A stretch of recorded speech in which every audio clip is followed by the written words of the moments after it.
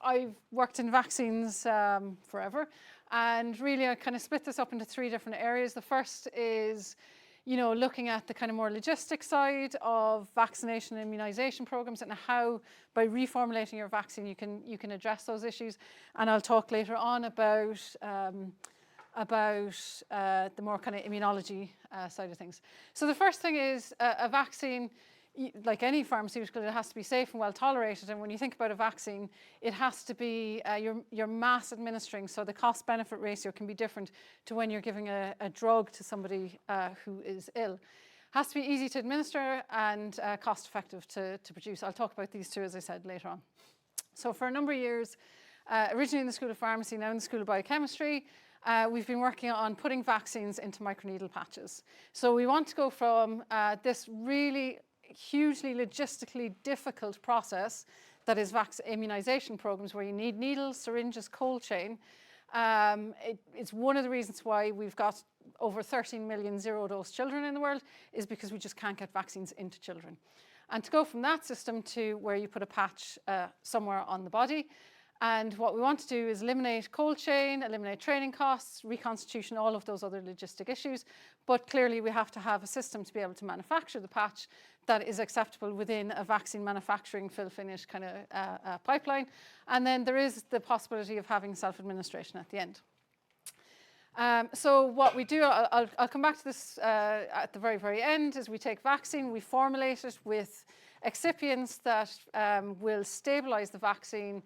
And once you put it into a mold and you drive off the moisture in it, you get these solid forms that are these little micro protrusions on this kind of basically sticky tape that once you put it into the skin, you can see that it dissolves into the skin. And this is an example of a patch that a few years ago we put into pigs. For most vaccines that we look at, we first want to show that yes, you can address cold chain by putting your vaccine into microneedle patches, dissolvable microneedle patches, and they are more stable over time. So this is an example of a clinically used flu vaccine where we looked at the antigenicity, so the potency of the protein that is the antigen, one of the antigens in a flu vaccine. If you leave it in a liquid, and all of these studies were done at 40 degrees and 75% humidity, the liquid, the amount of antigen that's in the liquid will go down over time and is completely gone. You can't detect it after 3 months. Whereas when you put it in the DMN, the dissolvable microneedle patch, you just see a flat line. You don't see any difference in the stability. It remains as stable as it did on day 0, up to somewhere between 6 and 12 months later. So, and we've done this for several different vaccines. So yes, we can address the cold chain issues for vaccination by reformulating our vaccine into dissolvable microneedle patches. So then there's the other goals of prophylactic vaccines is you have to have it must be efficacious. It's not going to be rolled out otherwise. And it depends, and immunology is always, well, it depends on what you're talking about. And I want to talk about this in a little bit more detail, where you can either prevent infection, prevent disease, or prevent transmission. And ideally, you want to do all of the above.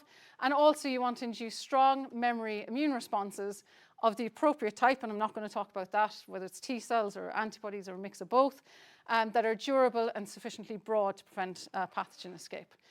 So to put it another way, ideally every vaccine that you create, what you want to do is stop the pathogen entering the body. So therefore there's no infection at all. That person is going to remain completely healthy. And there's no room for any of that pathogen to grow, change, do anything within the body. So somebody who isn't vaccinated will get sick and will also transmit the pathogen. Somebody who's completely what we call sterile protection, the pathogen can't even get in there. If you can't do that, then there's various options that you can have.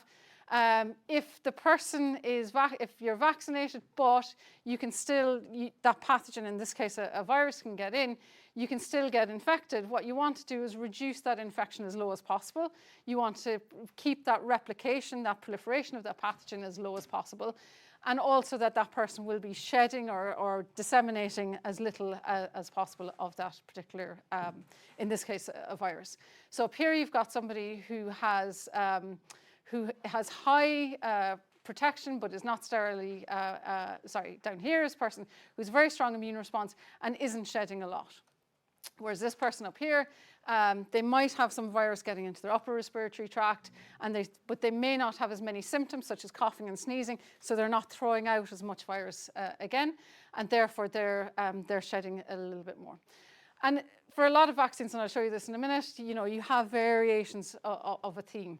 And ultimately, what you want to do if you can't have sterile immunity is keep people as healthy as possible, reduce the amount of disease for themselves, for their own quality of life, to prevent and reduce transmission as much as possible. But you also have the potential for escape. So when we look at, there's millions of diseases out there, but just to focus on viruses that have licensed vaccines. If you think about, well, if you want to stop the infection getting in, well, how do they get in? What are the different routes whereby they get in?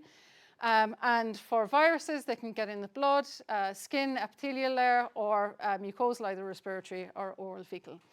And as well as viruses, I also put in parasite, which is bloodborne. So a lot of these are going to be your ticks, your mosquitoes, putting that infection into the blood. When you look at the vaccines that are licensed that have been rationally designed to stop the infection at that site of that route of infection, you can see we actually don't have many vaccines that are made specifically to stop, to induce that sterile immune response at the point of entry of that pathogen.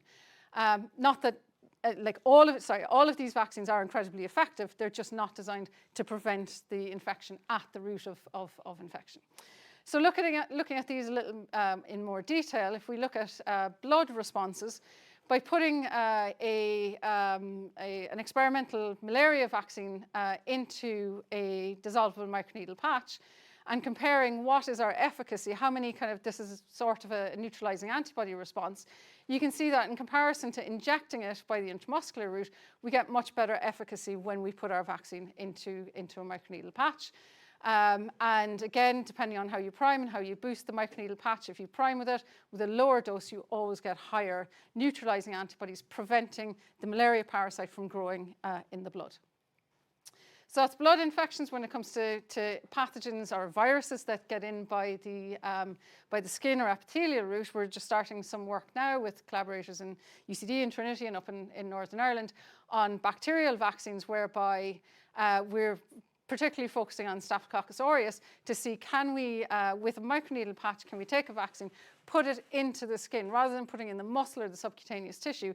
And from an immunology perspective, we're really interested in, if you put a vaccine in the skin, do you get the immune response, those kind of what we call tissue resident immune cells sitting in the skin, ready to fire off as soon as you get that staph infection breaks that initial barrier at the skin. So then it comes down to the last kind of main route of infection, which is the mucosal route of infection.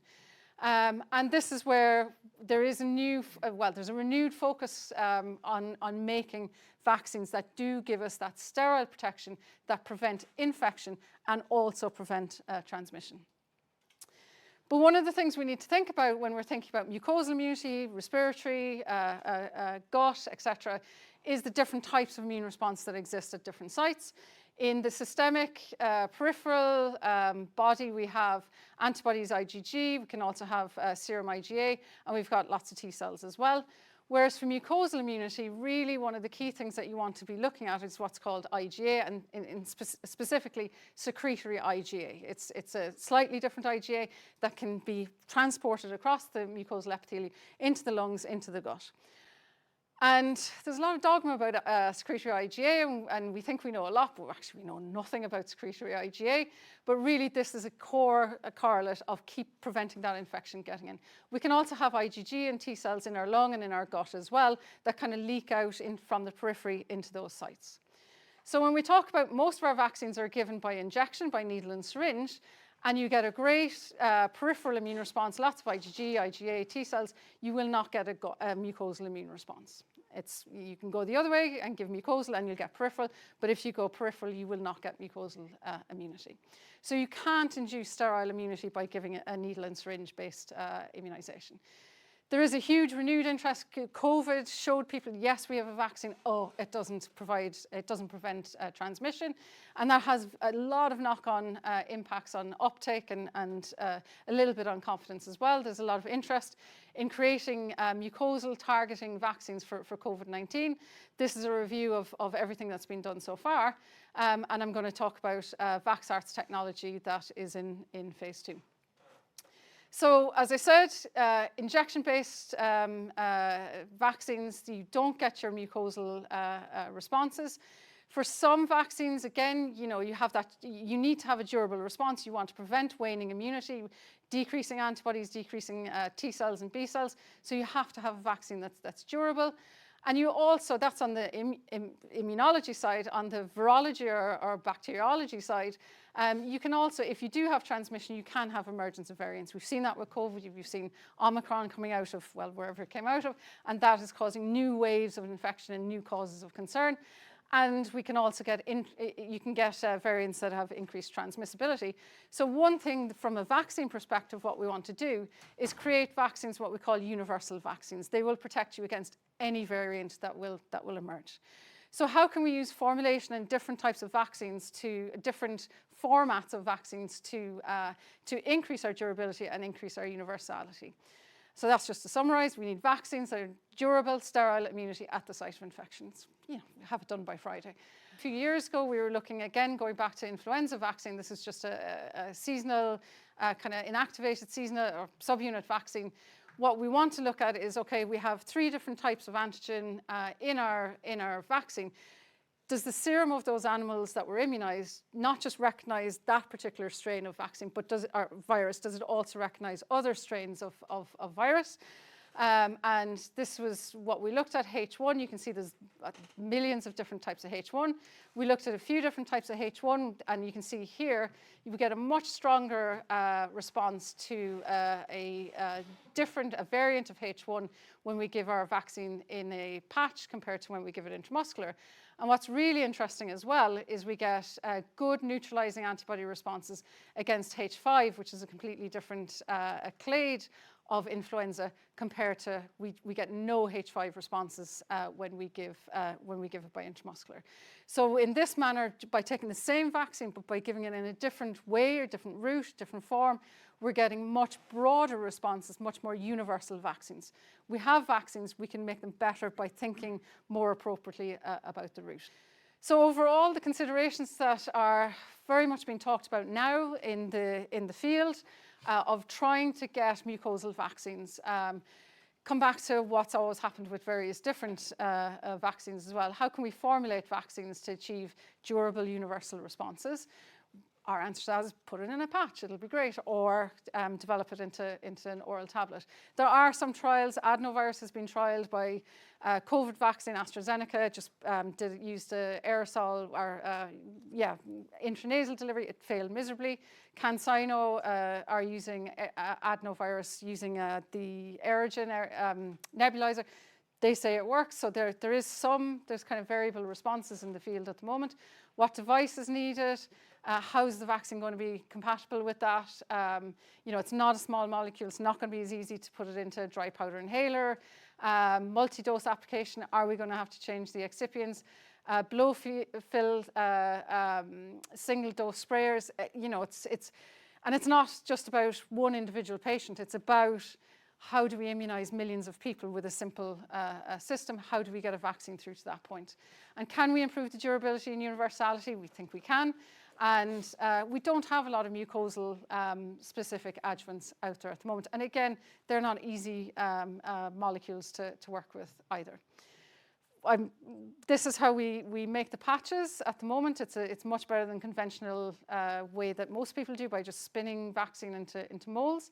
We dispense into each one of these little pits that's on a PDMS mold, and thereby fill each one of these little pits with our formulation that contains the excipients and the vaccine, that once you drive off the moisture, you get these solid little micro protrusions.